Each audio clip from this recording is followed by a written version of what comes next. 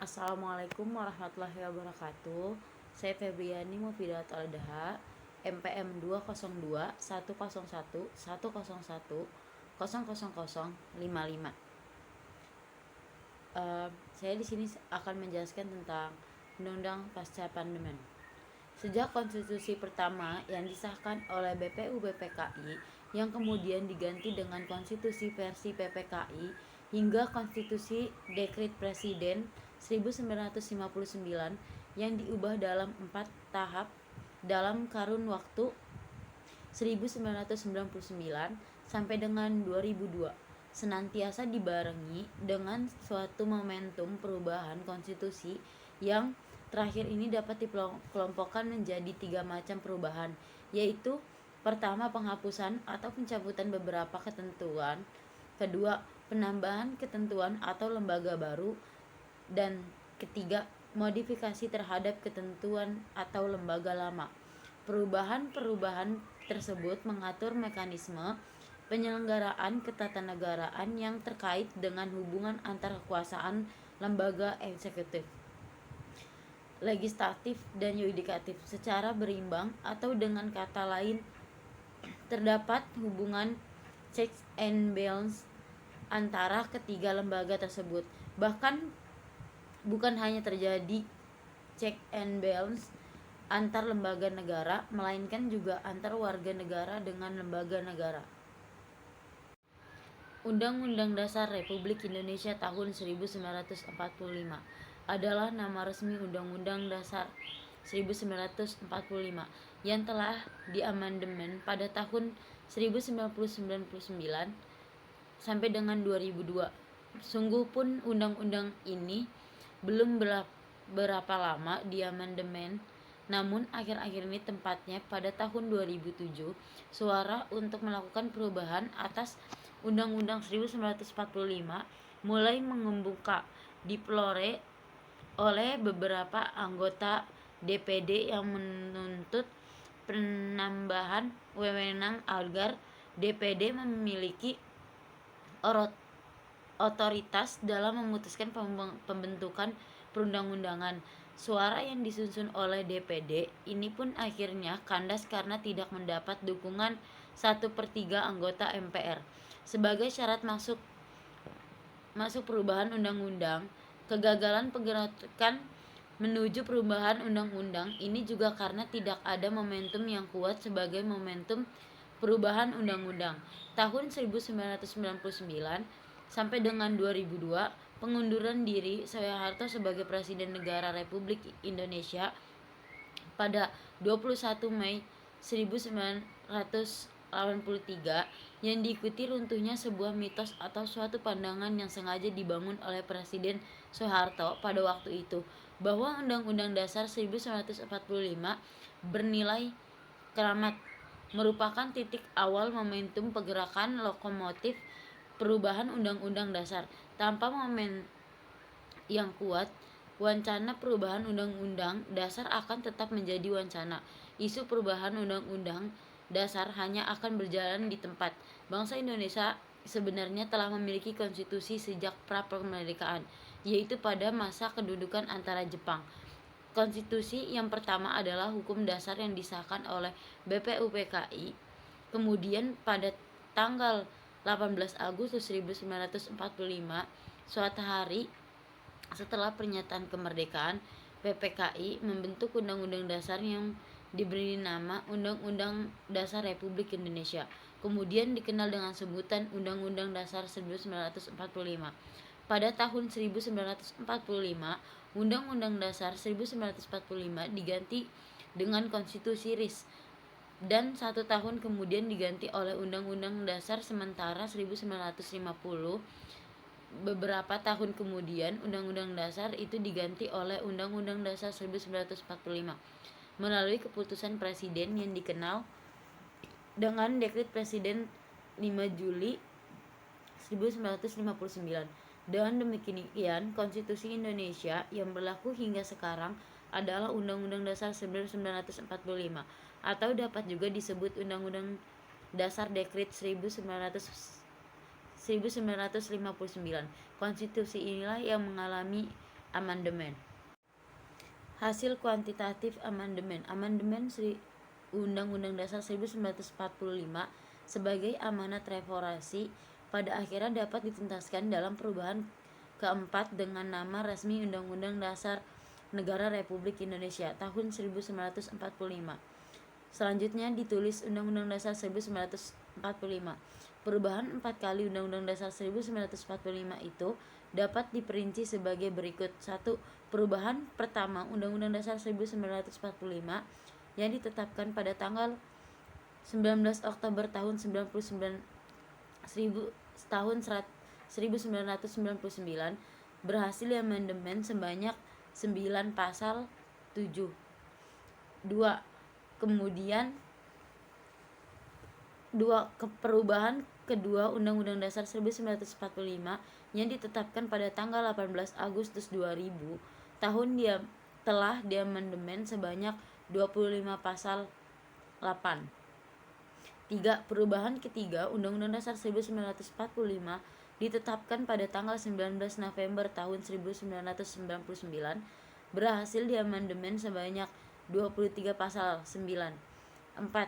Perubahan keempat Undang-Undang Dasar 1945 yang ditetapkan pada tanggal 10 Agustus 2002 ini telah berhasil diamandemen 13 pasal serta 3 pasal aturan pelarian dan 2 pasal aturan tambahan 10. Jadi jumlah total pasal Undang-Undang Dasar 1945 hasil perubahan pertama sampai keempat itu adalah 75 pasal 11. Namun demikian jumlah nomor pasal tetap sama yaitu 37, tidak termasuk aturan peralihan dan aturan tambahan. Hal ini karena cara penulisan nomor pasal itu dilakukan dengan menambah huruf A, B, C, dan seterusnya. Setelah nomor angka, kondisi semacam inilah yang menjadikan sistematika amandemen Undang-Undang Dasar 1945 tidak teratur. Pokok-pokok ketentuan hukum hasil amandemen apabila dilihat dari segi substansi materinya secara keseluruhan, maka perubahan Undang-Undang Dasar 1945 ini dikelompokkan ke dalam 3 macam, yaitu 1. Penghapusan atau pencabutan beberapa ketentuan, 2. Penambahan ketentuan atau lembaga baru, dan 3. Modifikasi terhadap ketentuan atau lembaga lama.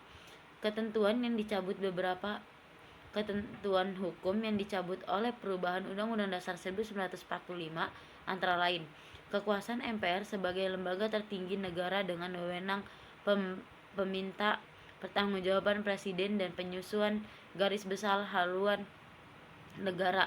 13. Pencabutan kekuasaan ini posisi MPR bukan lagi sebagai lembaga tertinggi negara, tetapi sebagai lembaga tinggi negara yang kedudukannya sejajar dengan lembaga tinggi lainnya seperti Presiden, Mahkamah Agung, dan Dewan Perwakilan Rakyat. Kekuasaan Presiden yang mengangkut pembentukan undang-undang. Kekuasaan pembentukan undang-undang ini berdasarkan pasal 20 perubahan pertama Undang-Undang Dasar 1945 tidak lagi dipegang Presiden, melainkan dipegang oleh Dewan Perwakilan Rakyat. Demikian juga wewenang Presiden dalam hal pengangkatan dan penerimaan duta negara lain serta pemberian amnesti dan abolisi. Kewenangan tersebut tidak lagi merupakan hak prerogatif Presiden tetapi harus atas pertimbangan Dewan Perwakilan Rakyat. Penjelasan Undang-Undang Dasar 1945 sebenarnya secara eksplisit tidak ada ketentuan yang mengatur tentang keberlakuan penjelasan dalam pasal-pasal Undang-Undang Dasar 1945. Namun secara dekto penjelasan itu sudah ada telah 6 bulan pengesahan Undang-Undang Dasar tersebut oleh Panitia Persiapan Kemerdekaan Indonesia tanggal 18 Agustus 1945 dan secara resmi dicantumkan dalam lampiran Dekret Presiden 5 Juli 1959 yang berlakuan kepada Undang-Undang Dasar 1945. Oleh karena itu, pasal yang meniadakan penjelasan itu juga tidak secara langsung menyebutkan bahwa penjelasan dicabut, jadi rumusan pasal itu sangat tepat. Ketentuan dan lembaga baru. Ketentuan atau lembaga yang yang baru yang diatur dalam perubahan Undang-Undang Dasar 1945 dapat disebut di sini antara lain Dewan Perwakilan Daerah (DPD) diatur dalam pasal 22C dan 22D Undang-Undang Dasar 1945. Perubahan ketiga, Mahkamah Konstitusi diatur dalam pasal 24C Undang-Undang Dasar 1945. Perubahan ketiga, Komisi Yudisial diatur dalam pasal 24B Undang-Undang Dasar 1945. Perubahan ketiga, Komisi Pemilihan Umum sebagai penyelenggaraan pemilihan umum diatur langsung dalam bab baru Undang-Undang Dasar 1945 pasal 22E sebelumnya diatur dalam Perundang-undangan Bank Sentral yang sebelumnya hanya diatur dalam undang-undang, sekarang diatur dalam pasal 23D Undang-Undang Dasar 1945. Perubahan ketempat. 3. Ketentuan dan lembaga yang dimodifikasi. Ketentuan yang merupakan modifikasi atas ketentuan atau lembaga lama yang diatur dalam perubahan Undang-Undang Dasar 1945 dapat disebut di sini antara lain komposisi MPR yang merupakan modifikasi dari MPR lama diatur dalam pasal 22 ayat 1 Undang-Undang Dasar 1945. Perubahan keempat 17 mengenai reformasi majelis ini akan diuraikan di bawah. Pemilihan presiden dan wakil presiden secara langsung oleh rakyat yang sebelumnya dipilih oleh MPR diatur dalam pasal 60A 22 Undang-Undang Dasar 1945. Perubahan ketiga, pemilihan kepala pemerintah daerah secara demokratis yang sebelumnya diusulkan oleh DPRD kepada presiden. Ketentuan hak asasi manusia sebagai penambahan dari ketentuan hak asasi lama diatur dalam pasal 28A sampai dengan 28J Undang-Undang Dasar 1945. Perubahan kedua, usul perubahan Undang-Undang Dasar dan pembatasan perubahan atas negara kesatuan merupakan penambahan tata cara perubahan Undang-Undang Dasar diatur dalam ayat 1 dan ayat 5 pasal 37 Undang-Undang Dasar 1945. Perubahan keempat, tinjauan beberapa ketentuan hukum baru dalam Undang-Undang Dasar 1945 setelah diamandemen dengan adanya ketentuan-ketentuan baru seperti disebut di atas, maka dapat dikatakan bahwa bangsa Indonesia telah melakukan suatu perubahan yang fundamental, suatu terobosan baru di bidang kenegaraan menuju kepada suatu negara yang demokratis. Untuk lebih mengetahui bagaimana isi ketentuan-ketentuan tersebut secara singkat akan dilakukan tinjauan terhadapnya. Mengingat banyaknya materi yang diatur dalam ketentuan-ketentuan di atas, maka dalam tinjauan ini hanya dibatasi kepada beberapa hal saja yang penulis anggap penting, antara lain komposisi Majelis Pemusyawaratan Rakyat, kekuasaan membentuk undang-undang yang merupakan representatif, kekuasaan legislatif, kekuasaan presiden yang menjalankan kekuasaan eksekutif, serta kekuasaan Mahkamah Agung, Mahkamah Konstitusi yang melaksanakan kekuasaan yudikatif, serta Komisi Yudisial. Reposisi MPR Majelis Pemusyawaratan Rakyat Republik Indonesia dalam sidang tahun 2002 telah dilakukan langkah bijak dengan mengubah posisinya yang semula sebagai lembaga tertinggi negara dan pemenangnya dipenuhi kedaulatan rakyat menjadi lembaga tinggi biasa. Anggota MPR terdiri dari anggota Dewan Perwakilan Rakyat dan anggota Dewan Perwakilan Daerah yang dipilih melalui pemilu. Anggota Dewan Perwakilan Daerah ini dapat dipandang sebagai pengganti utusan daerah yang dikenal dalam naskah asli Undang-Undang Dasar 1945. Selain utusan golongan dan anggota Dewan Perwakilan Rakyat, Majelis Pemusyawaratan Rakyat bersidang minimal 1 kali dalam 5 tahun. Wewenang MPR mencakup perubahan dan menetapkan Undang-Undang Dasar, melantik presiden dan atau wakil presiden, pemberhentikan presiden dan atau wakil presiden dalam masa jabatannya menurut Undang-Undang Dasar, pemilihan presiden, dan wakil presiden pengganti di tengah jalan. Kewenangan MPR tersebut sekilas nampak tidak ada perbedaan dengan wewenang yang dimiliki menurut naskah asli Undang-Undang Dasar 1945.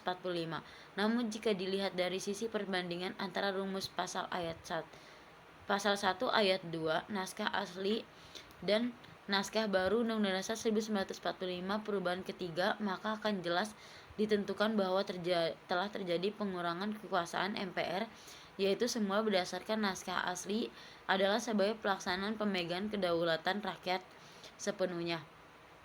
Maka setelah amandemen ketiga, tidak lagi sebagai pelaksana pemegang kedaulatan rakyat sepenuhnya. Dalam konsep ini, falsafah demokrasi Indonesia telah mengubah demokrasi dijalankan harus mengikuti rel hukum sebagaimana yang dirumuskan dalam perubahan Undang-Undang Dasar 1945. Kedaulatan berada ini tangan rakyat dan dilaksanakan menurut Undang-Undang Dasar. Dengan demikian, demokrasi Indonesia yang akan ditata adalah demokrasi yang dibingkai dengan norma-norma konstitusi yang terdapat dalam Undang-Undang Dasar 1945. Sekian dari saya. Wassalamualaikum warahmatullahi wabarakatuh.